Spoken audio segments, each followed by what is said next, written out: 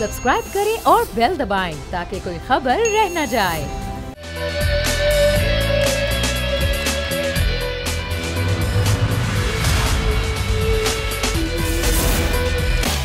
बिस्मिल्लाहिर्रहमानिर्रहीम, अस्सलाम वालेकुम। प्रोग्राम में मैं सुमैया रिजवान आपको खुश आमदीद कहती हूँ। नाजरीन, वीकेंड गुजर गया लेकिन जो आगाज़ हुआ है आज से हम देख रहे हैं वही सूरत हाल है। अदालती मामलात भी हैं, सियासी जोड़ तोड़ भी है, मुलाकातें भी हैं।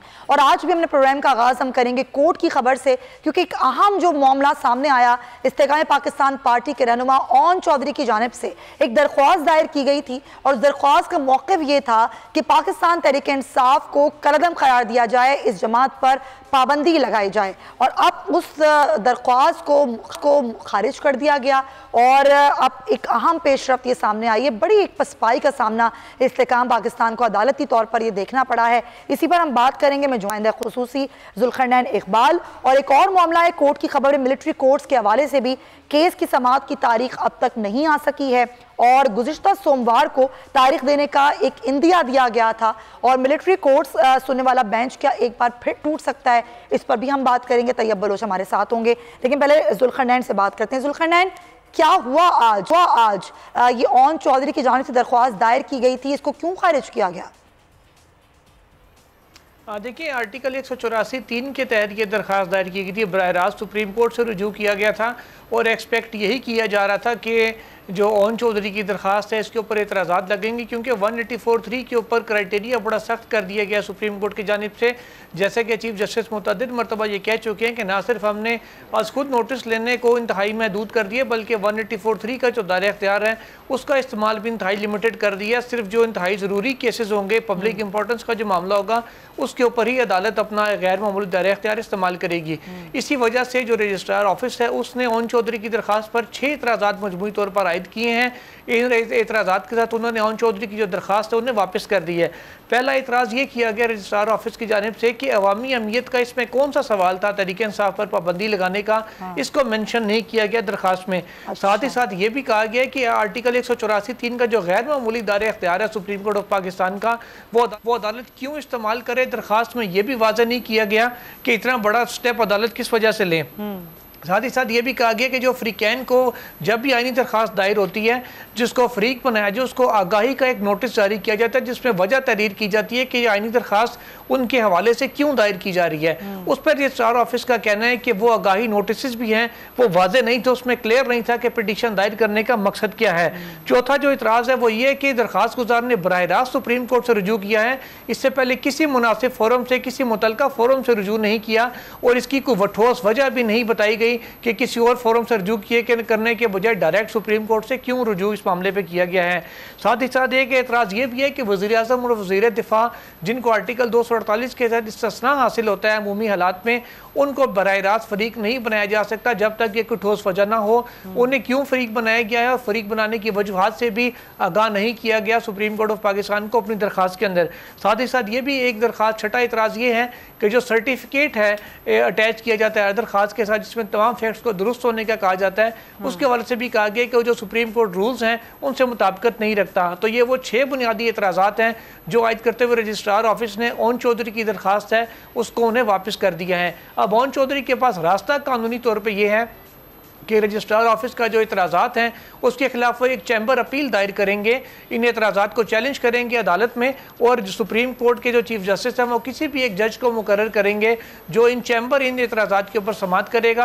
अगर तो वहाँ पर चैम्बर में अदालत को उन जज साहब को मुतमईन कर पाए ओन चौधरी के वकला, तो ये केस एतराज़ात रिमूव हो जाएंगे, फिर ये ओपन कोर्ट में लग सकता है। अगर उन जज साहब को मुतमईन ना किया जा सके इन एतराज़ात के ऊपर, तो फिर ये किस्सा हमेशा के लिए तमाम हो जाएगा और ओन चौधरी साहब को मुस्तकिल तौर पर एक कानूनी महाज पर जो झटका है, वो शिकस्त है, वो सामने आएगी। बिल्कुल, अभी तक तो यही सामने नजर आ रहा है कि वो एक तरह की शिकस्त ही है। आगे फिर देखते हैं कि मामला किस तरह और किस तरह का रुख इख्तियार करता है। अच्छा तैयब बताइएगा, ये मिलिट्री कोर्ट्स का मामला है, इसकी केस की समाअत की तारीख आनी थी, 2 हफ्ते गुजर चुके हैं, अभी तक तारीख का मामला आगे क्यों नहीं बढ़ सका? कोर्ट की जाने से जब गुज़िश्ता समात पर जो है वो समात मुलतवी की गई थी, उसमें वाज़े तौर के ऊपर ये कहा गया था कि जुलाई के दूसरे या तीसरे हफ्ते तक जो है वो केस समात के लिए मुकर्रर किया जाएगा। लेकिन इसके साथ साथ सुप्रीम कोर्ट की जानिब से ये भी कहा गया था कि आइंदा पीर को जो है वो केस की तारीख जो है वो दे दी जाएगी। लेकिन 2 पीर जो है वो गुजर चुके हैं, यानी 2 हफ्ते गुजर चुके हैं, अभी तक तारीख जो है वो नहीं दी गई। ताहम इंतजार किया जा रहा है कि जुलाई का तीसरा हफ्ता शुरू हो तो शायद उसमें तारीख दे दी जाए। लेकिन अब खदशा जो है, जब सुप्रीम कोर्ट का तहरीरी फैसला आया जो बेंच की तहलील से मुतल्लिक था, तो उसके बाद अब खदशा जो है वो बढ़ चुका है कि कहीं ये ऐसा ना हो कि ये बेंच भी जो है वो टूट जाए। क्योंकि पहले ये 9 रुकनी बेंच था, तो उसमें जस्टिस चीफ जस्टिस काजी फैजिस्ता और जस्टिस सरदार तारिक मसूद ने अलहदगी इख्तियार की थी, और तो उन्होंने तो इस बेंच को बेंच या अदालत मानने से भी इनकार कर दिया था। फिर उसके बाद जस्टिस मंसूर अली शाह तहफ़्फ़ुज़ात के बावजूद इसकी समाअत करते रहे, लेकिन बाद में जो है वो जस्टिस मंसूर अली शाह पर एतराज हुआ, वो भी अलग हो गया। अब इसके बाद जो है यही नजर आ रहा है कि शायद जस्टिस जो याया खान अफरीदी है वो भी बेंच से अलहदगी इख्तियार कर लें। जी ठीक है, बहुत शुक्रिया आपका तैयब बलोच, ज़ुल्क़रनैन इकबाल, दोनों नुमाइंदगान साथ मौजूद थे। कोर्ट की अहम जो प्रोसीडिंग्स थी उस हवाले से हम आगाह कर रहे थे। नाज़रीन आगे बढ़ते हैं। अब जिस तरह मैंने अपनी इंट्रो में कहा, ये जो सियासी सूरत हाल है वो हमें जो नज़र आ रही है वो बदल नहीं रही, वो वैसी की वैसी है। लेकिन ये साल के इलेक्शन का साल होगा। अगर हम सियासी मामलात का निचोड़ लगा लें तो जो मौजूदा असम्बलियाँ हैं उनकी मुद्दत ख़त्म होने में अब 8 हफ्ते से भी कम वक्त रह गया है, और आखिरी 30 दिनों की उल्टी गिनती जल्द शुरू होने को है। अब इसके बाद वफाक, सूबा सिंध और बलूचिस्तान में एक निगरां सेटअप कमोबेश एक नुकाती एजेंडे के साथ इक़्तिदार संभाल लेगा, और वो होगा मुल्क में इंतखाबात का इनेकाद। इसी तरह की निगरां हुकूमतें सूबा पंजाब और केपी में पहले से मौजूद हैं, क्योंकि पंजाब और केपी असम्बलियों की तहलील उनकी मुद्दत ख़त्म होने से महीनों पहले ही कर दी गई थी।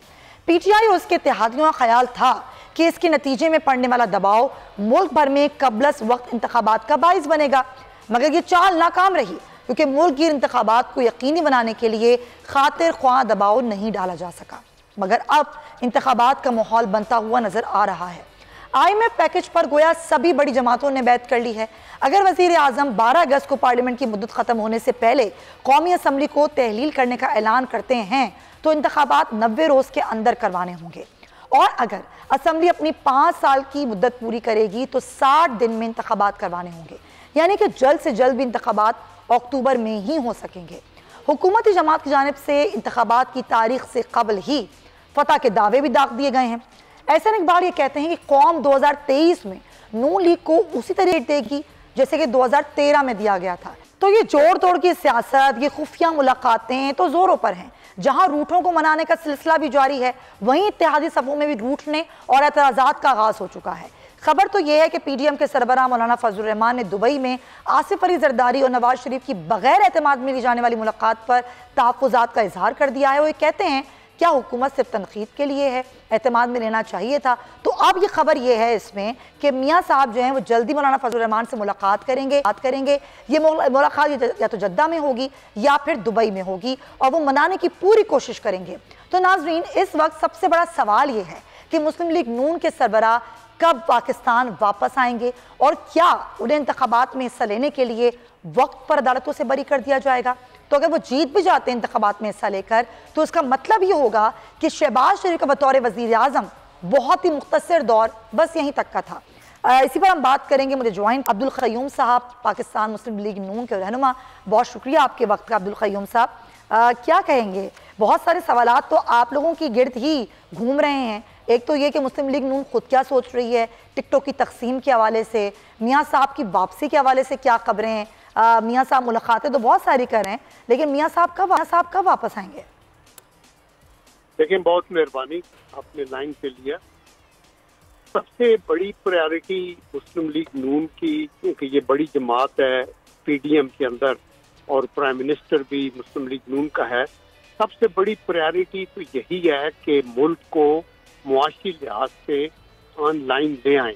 ये जो डीरेल हो चुका था और जो बहुत सारे इरिटेंट थे उनको ठीक ही ना किया जाए, बल्कि ऐसी पॉलिसीज वज़ा की जाए जो आगे चलती रहें और मुल्क जो है वो किसी लिहाज से भी मुआशी मुश्किलात के का और शिकार ना हो, बल्कि बेहतरी की तरफ जाए। तो दैट इज द रीजन कि IMF के साथ भी आपने देखा गुफ्तगू हुई है, और अभी भी हम ये समझते हैं कि ना सिर्फ के इंटरम गवर्नमेंट बल्कि बाद में आने वाली गवर्नमेंट भी उनको चाहिए कि मुआशी लिहाज से एक पेज पे चले। आप देखें दुनिया की बिरादरी में जिन कौमों ने तरक्की की है उन्होंने सिर्फ कंटिन्यूटी ऑफ पॉलिसी की वजह से की है। आप मलेशिया ले लें, साउथ कोरिया ले लें, प्रोलॉन्ग्ड हुकूमतें थी और अपनी पॉलिसी को वो जारी रखती। तो सर होता ये है कि हुकूमतें जाएं या आएं, पॉलिसीज हुकूमतें ऐसी बना के जाती हैं कि किसी के आने जाने से मईशत पर कोई असर नहीं होता। तो क्या मुस्लिम लीग नून जो कई बार इक़्तिदार में आ चुकी है वो कोई ऐसी लॉन्ग टर्म पॉलिसीज बनाएगी इस बार? या देखिए हमेशा मुझे मुस्लिम लीग नून ही की जिसने फ्री मार्केट इकोनॉमी और डीरेगुलेशन एंड प्राइवेटाइजेशन की जो है इन्होंने पॉलिसी जो थी वो अपनी वजह की थी और उसकी वजह से आपकी इकोनॉमी बहुत बेहतर होती जा रही थी over a period of time. तो मैं ये समझता हूँ कि देखिए इन चीजों में जाने की बजाय प्राइम मिनिस्टर ने तो ये कहा था कि हमें जहाँ मिसाके जमहूरियत करते हैं पार्टियों में मिसाके मईशत भी करना चाहिए और ये बड़ी एक आम बात है। हमें अपनी पार्टियों से उठ के, सूबों की सोच से उठ के, अपने इक़्तिदार की सोच से उठ के मुल्क का सोचना बड़ा जरूरी है क्योंकि ये मुल्क है तो पार्टियां भी हैं और आपका सब कुछ इक़्तिदार है।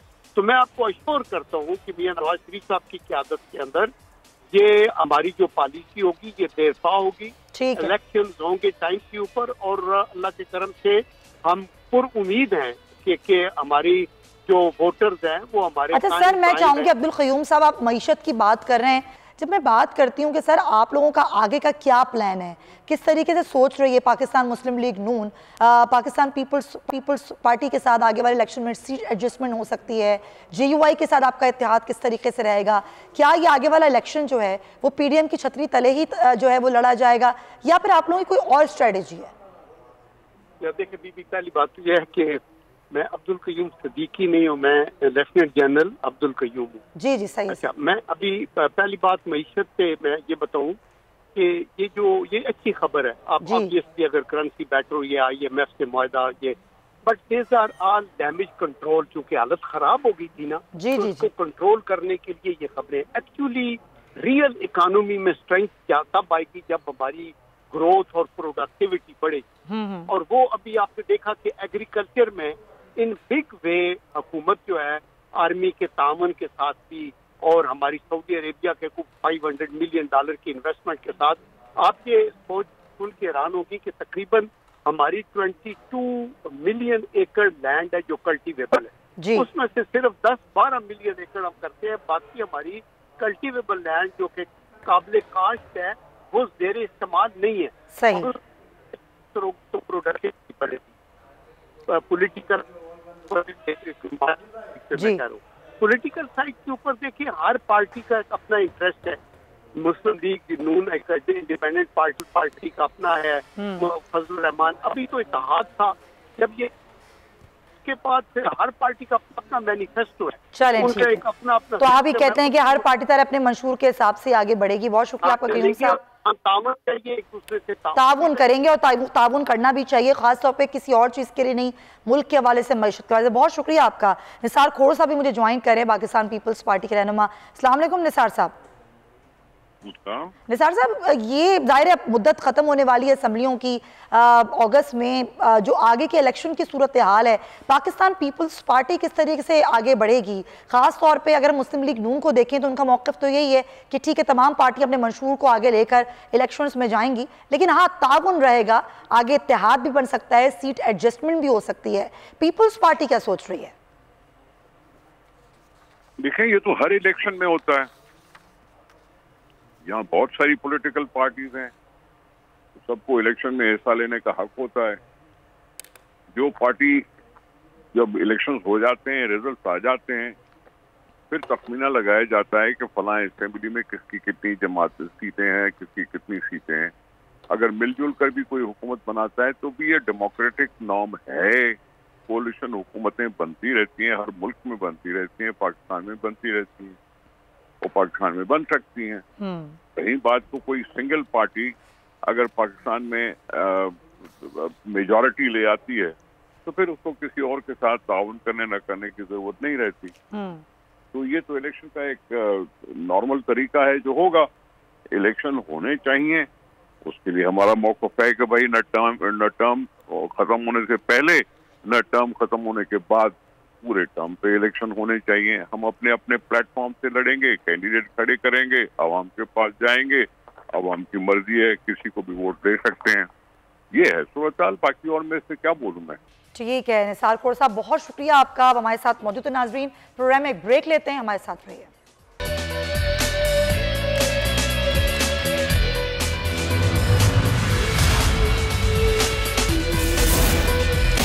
Welcome back to the show नाजरीन। और अब प्रोग्राम के हिस्से में मईशत की बात करते हैं। अभी कुछ देर पहले हमने फिच की रेटिंग की आपको खबर दी, जो कि यकीनन मस्बत खबर है कि पाकिस्तान की करेंसी जो है वो प्लस में जा रही है, उस पर भी हम बात करेंगे। लेकिन IMF से मुआहिदा हुआ तो फौरी तौर पर हमें बहुत सा मस्बत रुझान देखने को मिला। डॉलर की कदर में वाज़े कमी हुई, स्टॉक एक्सचेंज में तारीखी बढ़ोतरी देखने को मिली, सोने की कीमतें कम हुई।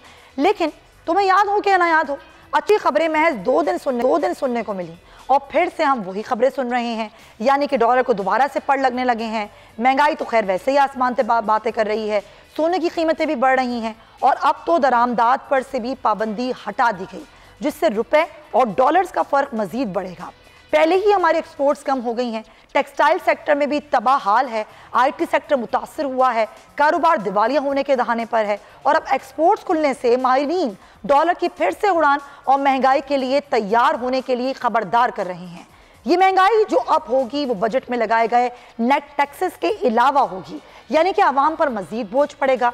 बिजली के बिल भी तगड़े हो रहे हैं। उधर पाकिस्तान के संगीन होते हुए मुआशी बहरान के दौरान जो अहम पेशरफ सामने आ रही है वो पाकिस्तान के दीगर ममालिक के साथ मुआहदे की खबरें हैं। हाल ही में पाकिस्तान और मुत्तहिदा अरब इमारात के दरमियान काबिल तजदीद तवानाई के शोबे में मफाहिमत की दादाश्त पर दस्तखत हुए। मुआहदे के तहत काबिल तजदीद तवानाई की सलाहियत 10,000 मेगावाट है। इससे कबल पाकिस्तान और अबू धाबी के दरमियान भी एक मुआहदा हुआ, जिसके तहत मुल्क के बड़े असासे यानी कि कराची पोर्ट के 2 टर्मिनल्स का ऑपरेशन 50 साल के लिए अबू धाबी के हवाले किया गया, जहां माशी माहिरीन से मईशत के लिए मस्बत पेशरफ्त करार दे रहे हैं। वहीं ये सवाल भी उठता है कि अपनी पोर्ट्स यानी कि मुल्की असासे किसी और के हवाले करना सही है, क्योंकि इससे कबल मोटरवे और दीगर असासे भी गिरवी रखे जा चुके हैं, जिनसे हमसे ज़्यादा दूसरे ममालिक को फ़ायदा हो रहा है। और अगर अब बरामदात की बात करें तो फ़ौरन बरामदात के मुतासर को इजाफा देखने में आएगा। पाकिस्तान में यूरोपीय यूनियन की सफ़ीर डॉक्टर रीना क्यू भी ये कहती हैं कि पाकिस्तान बरामदात के लिए यूरोपीय मंडियों में तरजीही रसाई बरकरार रहेगी। इसका क्या असर पड़ेगा मईशत पर, इसी पर बात करने के लिए मुझे ज्वाइन करें माहिर माशियात हैं शाहिद हसन सिद्दीकी साहब। शाहिद साहब अस्सलाम वालेकुम। जी वालेकुम सलाम। शाहिद साहब, 2-3 खबरें हैं। एक तो फिच की रेटिंग आई है, वो भी आपने देखा, मस्बत एक रुझान है क्योंकि IMF से स्टैंड बाय मुआहदा हुआ है। आपको ज़ाहिर 1.2 बिलियन डॉलर जो हैं वो अब मिल जाएंगे। 12 जुलाई को आपका एक इजलास होने लगा है। लेकिन उसके साथ साथ आगे जब इम्पोर्ट खुलेगी तो हमारी मुल्की मईशत पर, हमारे रुपए पर कैसा असर पड़ता हुआ आप देख रहे हैं? बहुत शुक्रिया। पहले ये बात समझ लें कि IMF के साथ जो ये मुआहदा हुआ है, इसका मकसद मईशत की बहाली नहीं है, कतई नहीं है। इसका मकसद आवाम को रिलीफ देना कतई नहीं है। इसका मकसद ताकतवर तबकों को जो गैर ज़रूरी मराद दी गई हैं उनको वापस लेना नहीं है। इसका सिर्फ ये मकसद है कि IMF से जब मुआहदा हो गया, शायद 15 तारीख को हमें $1 अरब की किस्त भी मिल जाएगी। उसके साथ दोस्त ममालिक से आपको बड़े पैमाने पे कर्जे मिलेंगे, आलमी मालियाती इदारों से मिलेंगे, जनेवा कॉन्फ्रेंस जो हुई थी सैलाब की उसमें से कुछ पैसे मिल जाएंगे, तो हमारे रिजर्व्स बढ़ जाएंगे। आर्जी तौर पर हमारा जो बहरान की कैफियत थी वो आर्जी तौर पर जो है वो ख़त्म हो जाएगी। हम जो डिफ़ॉल्ट का ख़तरा था वो लंबे अरसे के लिए टल जाएगा, इल्ला ये कि हम खुद दानिस्ता कोई गलती करें। इसका मकसद जो ये है कि ये तकरीबन तय हो चुका है कि दिसंबर 2023 में जो भी हुकूमत हो वो IMF के पास जाएगी दोबारा लंबी मुद्दत के लिए, बड़ी रकम के कर्जे के लिए। और ये जो 9 महीने का मुआहदा हुआ है, इसका मकसद यही है कि ये ख़त्म होगा अप्रैल 2024 में, बस 2024 में। इसका मतलब ये है कि दिसंबर में जब आप कर्जे के लिए जाएंगे तो 3 महीने और दे दें। तो कोशिश ये है, IMF भी ये चाहता है कि उस वक्त तक पाकिस्तान दिवालिया या डिफॉल्ट की बात या कोई बड़ा धचका ना लगे जब तक नए कर्जे की दरखास्त ना हो दी जाए। अच्छा, एक नवंबर में भी मीटिंग होनी है अगर मैं गलत नहीं हूँ, और एक मीटिंग फरवरी 2024 में भी होनी है, तो हम उस वक्त तक कैसे मुतमईन करेंगे IMF को? नहीं, देखिए ऐसा है कि एक अरब डॉलर जो अभी आपको मिल जाएगा, 15 जी, उसके बाद हमने जो बेशतर शराइत तो पूरी की हुई है। हाँ, अब वो ये चाहते हैं कि रुपए की कदर को खुला छोड़ दें। आपने खुद ही कह दिया रुपए की कदर पर दबाव पड़ेगा, बिजली के वगैरह के नर्ख बढ़ाने पड़ेंगे। बुनियादी तौर पर ये वो चीज़ें हैं जिसके बाद उम्मीद यही है कि अगर हुकूमत कोई दानिस्ता गलती ना करे, जो हम केयर टेकर से एक्सपेक्ट नहीं कर रहे, क्योंकि वो 12 अगस्त के बाद केयर टेकर्स आ जाएंगे, तो उनको क्या ज़रूरत पड़ेगी कि खामखा वो मुआहदा तोड़ेंगे। इसका मतलब यह है कि अगर कोई शरारत नहीं होती तो हमें ये दूसरी किस्त भी मिल जानी चाहिए। और सबकी कोशिश यही है, IMF की भी यही है कि हम ये पूरा पैसा ले लें ताकि हम अगले प्रोग्राम में जकड़े जाएं। वो है असल मकसद, पाकिस्तान को फंसाना।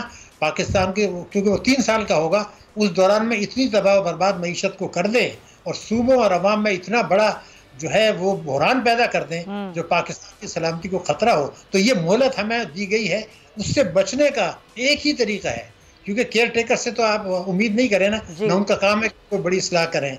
अब शहबाज शरीफ साहब ने जो बात कही है वो है असल आपको गौर करने की। उन्होंने ये कहा है कि अगली हुकूमत को चाहिए कि वो सही मानों में इस्लाहात करें। अब उनसे पूछे 30 साल आप रहे, पीपल्स पार्टी रही, PTI, किसी ने इस्लाहात नहीं की, तो अगली हुकूमत के आसमान से उतरेगी, वो भी नहीं करेंगे। वो तो वो समझ रहे हैं कि शायद उनकी अगली हुकूमत होगी, तो सवाल तो उनसे होना चाहिए कि वो क्या इस्लाहात करेंगे जो इससे पहले उन्होंने नहीं की। तो मैं वही अर्ज कर रहा हूँ कि वो भी नहीं करेंगे। इसीलिए मैंने आपको 3 साल के कर्जे की खतरात से रिकॉर्ड पर आगाह कर दिया। इसका मतलब क्या है? उनको हम ये कहना चाहते हैं कि अगली हुकूमत नहीं करेगी, आप भी नहीं कर सकते चूंकि टाइम नहीं है, लेकिन आप कौमी सलामती कमेटी की मीटिंग बुला के वो जो इस्लाहात करनी है उनको कानूनी शक्ल आज दे दें कि उस पर आप आए, कोई आए, तीसरा आए, चौथा आए, उसने वो इस्लाहात करनी है। वो जो बजट आएगा वो उसके मुताबिक है, वरना हुकूमत खत्म हो जाएगी। ये कानून आज बना दें तो वो पाकिस्तान की को खिदमत कर रहे हैं, वरना कोई खिदमत नहीं, नंबर 1। मगर दूसरी बात जो कही है वो इससे ज़्यादा खौफनाक है।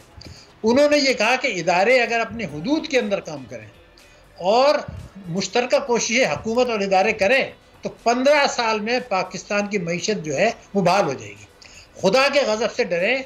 आपने खुद ही तफसील बता दी, मईशत तो तबाह बर्बादी हुई, तो अगर ये आप ठीक नहीं करते तो क्या 15 साल तक आप जिंदा रह लेंगे? किस गलत फहमी है? 15 साल खुदा के गज़ब से डरे। मैं क्यों कह रहा हूँ आपको बता दूँ। 5 बरस जो गुजरे हैं आपके, जिसमें तहरीक इंसाफ की हुकूमत भी थी, इनकी भी थी, उसमें हमारा ग्रोथ रेट है 2.7% सालाना, जो कि पिछले 30 साल के से है आधा, 2 खित्ते में सबसे कम।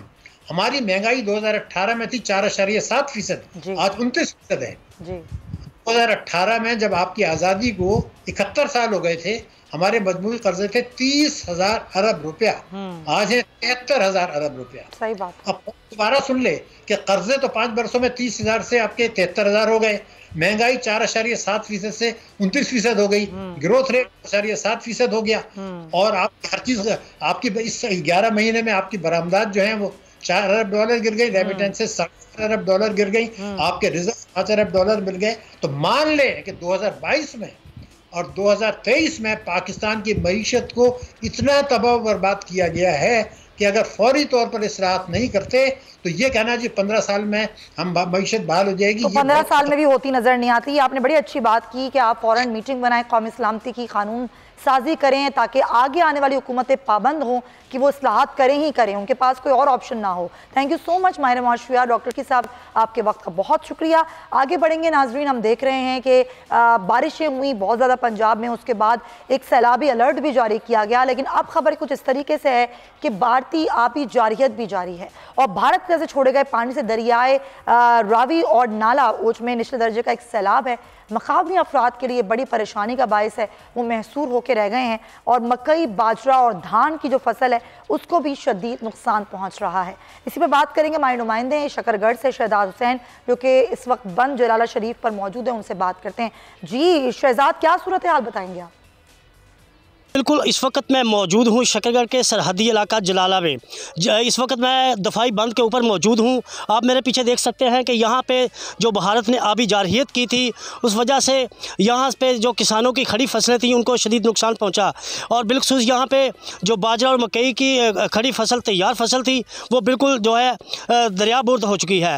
इसी हवाले से यहाँ पे धान की जो फसल काश्त की गई थी वो भी शदीद उसको भी नुकसान पहुँचा है। जब इस हवाले से हमारी असिस्टेंट कमिश्नर शकरगढ़ खिजर ज़हूर से बात हुई तो उनका कहना था कि मुतलका तमाम तर जो महकमे गए हैं उनको बिल्कुल हाई अलर्ट कर दिया गया है, और यहाँ पे फ्लड रिलीफ कैंप भी लगा दिए गए हैं, और लोगों को इलाज मालका की सहूलत भी दी जा रही है, और लोगों को यहाँ से रेस्क्यू भी किया जा रहा है। गुज़श्ता रोज़ यहाँ से 301 लोगों को रेस्क्यू भी किया था, और यहाँ पे एक ट्रैक्टर ट्राली जो था वो भी दरियाबुर्द हो गया था, दरिया के बहाव में ही बह गया था, उसको भी रेस्क्यू कर लिया गया। इस हवाले से जब हमारी डिप्टी कमिश्नर नारोवाल से बात हुई तो उनका भी यही कहना था कि हमने रेस्क्यू टीमें और जो मुतलका महकमे उनकी तमाम तरह की छुट्टियां जो हैं वो मनसूख कर दी हैं, और तमाम महकमे जो हैं वो हाई अलर्ट हैं ताकि लोगों को महफूज मकामात तक पहुँचाया जा सके और उनके जानी नुकसान को पूरा किया जाए। आज़ाद हुसैन, बहुत शुक्रिया, हमें सारी सूरत हाल से आप आगाह कर रहे थे। नाजरीन, एक और अहम मामला है और वो ये है, और सवाल भी यही है कि वर्ल्ड कप के लिए हमारी टीम भारत जाएगी या नहीं जाएगी, क्योंकि अब एक और नया बयान सामने आ गया है। वज़ीर बैनुल-सूबाई राब्ता हैं एहसान मज़ाहिर साहब, वो ये कह रहे हैं कि एक मुशावरती कमेटी है जो वज़ीर आज़म ने टीम को भारत भेजने के हवाले से एक तश्कील दे दी है, क्योंकि अगर भारत एशिया कप में नहीं आया तो फिर हम भी टीम को वर्ल्ड कप में नहीं भेजेंगे। तो अब सूरत हाल क्या रहेगी, हम उन्हीं से बात कर लेते हैं। मुझे ज्वाइन कर रहे हैं वज़ीर बैनुल-सूबाई राब्ता एहसान रहमान मज़ारी साहब। एहसान साहब, बहुत शुक्रिया। नजम सेठी साहब तो ये कह चुके हैं कि वेन्यू से कोई फ़र्क नहीं पड़ता, वेन्यू कोई भी हो, हमारी टीम जाएगी, पाकिस्तान कहीं भी जाकर खेलेगा। लेकिन हमारे सामने भारत का रवैया भी है जिसमें हमने तो कोई लचक नहीं देखी इससे पहले, हम तो बहुत लचक दिखा चुके हैं। अगर पाकिस्तान इनकार करता है तो फिर किसी किस्म का जुर्माना आयद होगा क्या, आपको लगता है, आईसीसी की तरफ से पाकिस्तान पर? देखिए जी, वर्ल्ड कप इंडिया होस्ट कर रहा है, हमारे पास एशिया कप है, इंडिया यहाँ आना नहीं चाह रहा, खेलना नहीं चाह रहा पाकिस्तान में। उन्हें कहते हैं कि हमारी सिक्योरिटी कंसर्न है। तो मेरी अपनी जाती राय में तो अगर उनके लिए हमारे सिक्योरिटी कंसर्न हैं, आपकी इंग्लैंड की टीम खेली गई है, न्यूजीलैंड की टीम यहाँ खेल की गई है, तो हमें अपनी टीम के ऊपर भी, अपने प्लेयर्स की भी सिक्योरिटी कंसर्न है। इंडिया में भी डेली कोई ना कोई चल रहा होता है, मसले चल रहा है। हम जो है इस सिलसिले में पीएम साहब ने कमेटी बनाई है, 14 की कमेटी बनाई है, वो अपने रिकमेंडेशन जमा करेगी पीएम साहब को, फिर पीएम साहब ही फैसला करेंगे at the end of the day. बिल्कुल, ये कमेटी ज़ाहिर मुशावरत करेगी, फिर आगे सोचेगी भी। अगर हम 1996 की बात करें तो उस वक्त भी हमने ऐसी एक मिसाल देखी थी जब ऑस्ट्रेलिया और वेस्ट इंडीज़ ने श्रीलंका में खेलने से इनकार कर दिया था। अगर पाकिस्तान भी इनकार कर देता है तो क्या आईसीसी कोई न्यूट्रल वेन्यू का इंतखाब करेगा? देखिए जी, अगर इंडिया एशिया कप में कह रहे हैं कि हम यहाँ नहीं खेलेंगे, हम हाइब्रिड मॉडल, हम न्यूट्रल वेन्यूज भी खेलेंगे, तो हम भी ये आईसीसी की मीटिंग है डर्बन साउथ अफ्रीका में शुरू है कल से, तो हम भी अपना मौक़िफ़ तो वहाँ रखेंगे कि जी हमें भी खदशात है, सिक्योरिटी कंसर्न है अपने प्लेयर्स के, तो हमें भी हाइब्रिड मॉडल, अगर ये न्यूट्रल वेन्यूज पे खेलते हैं तो हम भी डिमांड करेंगे कि हमें भी अपना न्यूट्रल वेन्यूज पे खेलना चाहिए पाकिस्तानी टीम को अपने मैचेस। और अगर पाकिस्तान में आगे जाके कोई सीरीज़ होती है तो आपको लगता है कि भारत उसमें खेलेगा? क्योंकि हमने ये देखा है कि क्योंकि एक बड़ा बिजनेस देता है जो इंडिया है वो आईसीसी को, तो फिर भारत के साथ एक अलग रवैया होता है आईसीसी का कि पाकिस्तान के साथ फिर अलग होता है। एहसान साहब, बीसीसीआई के पास पैसा बहुत है, वो बाकी बोर्डों को हमेशा ब्लैकमेल करते हैं, और मैं आपको बिल्कुल बताना चाहता हूँ कि हमारी तरफ से हमेशा पॉजिटिव रिस्पांस किया, हमेशा नेगेटिव रिस्पांस है बीसीसीआई की तरफ से हमें। उन्हें कभी हमें पॉजिटिव रिस्पांस नहीं दिया। तो अभी जो क्रिकेट वर्ल्ड कप का जो मसला है, ये अभी जो आपको मैंने बताया पहले अर्ज किया है कि अभी कमेटी बनाई है पीएम साहब ने, अभी कमेटी अपनी रिकमेंडेशन भेजेगी पीएम साहब को, फिर पीएम साहब as a patron chief, honourable prime minister साहब भी फिर फैसला करेंगे इस पर। ठीक है, बहुत शुक्रिया आपका। ऐसा वज़ीर बैनुल-सूबाई राब्ता ये सारी गुफ्तगू कर रहे थे। उन्होंने कहा कि बीसीसीआई का बड़ा ही अलग रवैया होता है, डेफिनेटली वो तो होता ही है, ये तो पूरी दुनिया को ही पता है, लेकिन ज़ाहिर आईसीसी उस हिसाब से नहीं, उसका भी रवैया बड़ा डिफरेंट होता है। इसलिए बात करेंगे, मुझे ज्वाइन करें क्रिकेट एक्सपर्ट हैं नसीम राजपूत साहब। अस्सलाम वालेकुम नसीम साहब। वालेकुम सलाम सुमैया। नसीम साहब, अभी आपने एहसान साहब की गुफ्तगू सुनी होगी, क्योंकि वज़ीर आज़म ने कमेटी बनाई है जो कि गौर करेगी कि हमारी टीम भारत जाती है या नहीं जाती, और इस बात से मशरूत भी कर रहे हैं कि अगर ज़ाहिर भारत नहीं आता तो फिर पाकिस्तान भी नहीं जाएगा। लेकिन ये जो एक मसला अटक गया है, आपको क्या लगता है कि इस मसले को सॉर्ट आउट कैसे किया जा सकता है? देखिए, सॉर्ट आउट करने के लिए इससे पहले बहुत सारे इकदाम होते रहे, लेकिन एकदम से नई चीज़ें सामने आई हैं। जब तक अब से 5 दिन पहले नजम सेठी साहब जब मैनेजमेंट कमेटी के सरबराह थे तो कोई हुकूमत पाकिस्तान की कमेटी नहीं बनी थी, एशिया कप पे मुसलसल बातें हो रही थी। लेकिन 2 घंटे पहले की खबर यह है कि आज जो इंटरनेशनल क्रिकेट काउंसिल का इजलास शुरू हुआ है डरबन में, तो वहाँ जो है वो बात की गई है और इस बात का हवाला दिया गया है, ना सिर्फ वर्ल्ड कप का बल्कि एशिया कप का भी हवाला दिया गया है। और जो शेड्यूल अब तक एशिया कप का अनाउंस नहीं हो सका सुमैया, अब आप देखें कि नेक्स्ट मंथ में एशिया कप होने हैं, अब तक उसका शेड्यूल अनाउंस नहीं हुआ। इससे पहले जो मैनेजमेंट कमेटी के सरबराह थे उन्होंने लड़ा के 5 मैचेस पाकिस्तान में हासिल किए थे हाइब्रिड मॉडल के तहत। लेकिन एहसान मजारी साहब जो आपसे थोड़ी देर पहले आपसे गुफ्तगू कर रहे थे, उन्होंने कल स्टेटमेंट दिया था कि वो हाइब्रिड मॉडल नहीं मानते। ज़का अशरफ साहब ने जब चार्ज भी नहीं संभाला था उन्होंने कहा मैं हाइब्रिड मॉडल नहीं मानता।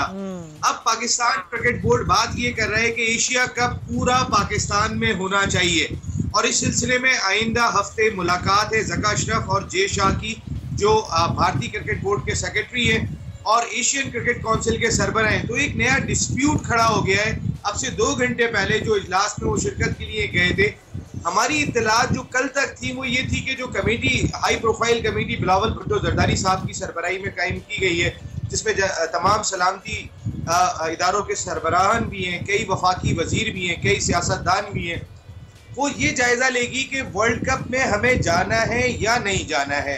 हमारे मैचेस जहां रखे गए हमने उन मकामात पे मैचेस खेलने या नहीं खेलने। ये भी बात चल रही थी कि पाकिस्तान का एक सिक्योरिटी वफ्द दौरे पे जाएगा भारत के और वो जाके तमाम मामलात का जायजा लेगा। लेकिन 2 घंटे पहले की सूरत हाल अब बिल्कुल चेंज हो गई है। एक मरतबा फिर Pakistan cricket board international cricket council के सामने आके खड़ा हो गया है।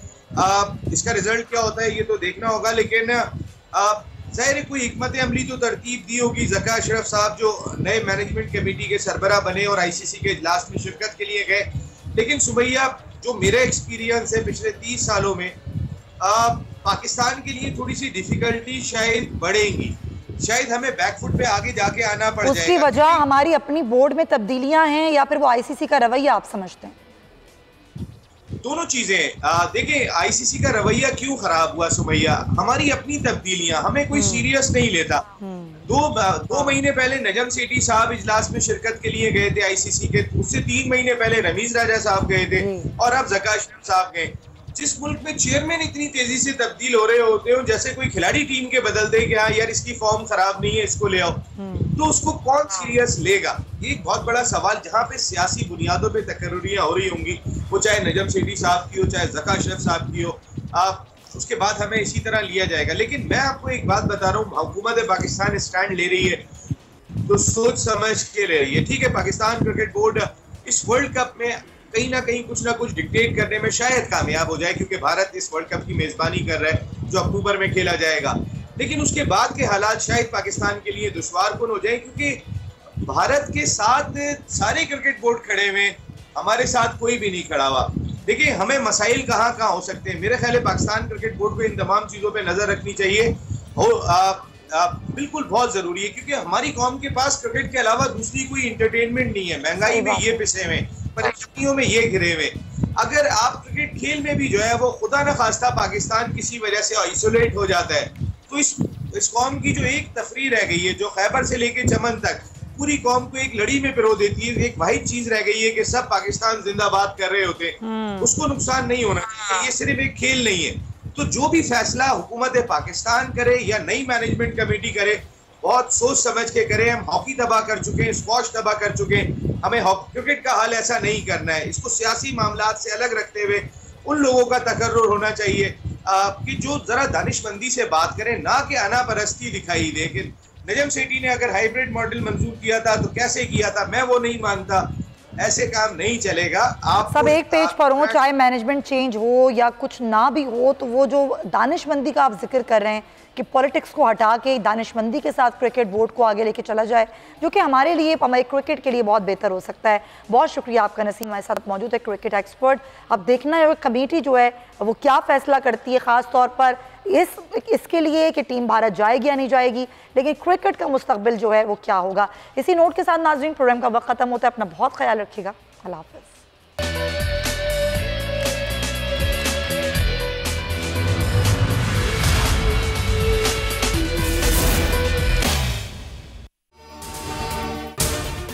अगर आपको ये वीडियो पसंद आई है तो सब्सक्राइब करें और बेल आइकन पर क्लिक करें।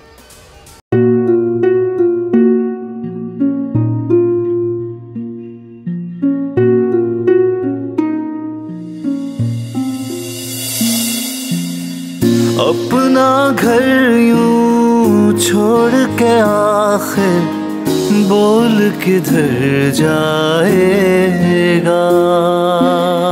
ये जो पड़ा है वक्त कड़ा है, वक्त गुजर जाएगा।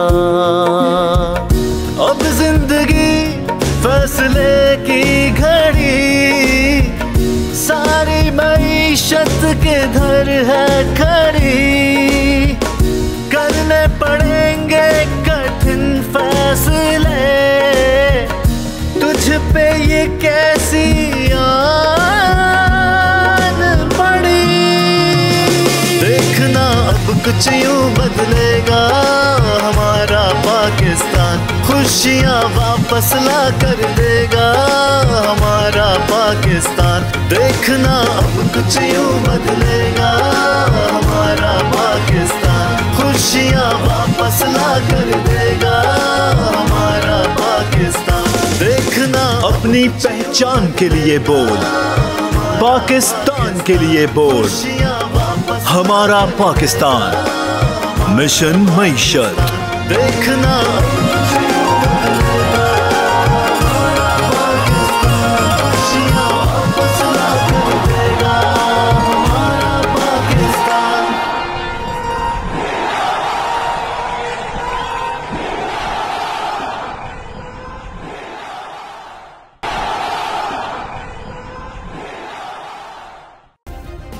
सब्सक्राइब करें और बेल दबाएं ताकि कोई खबर रह न जाए।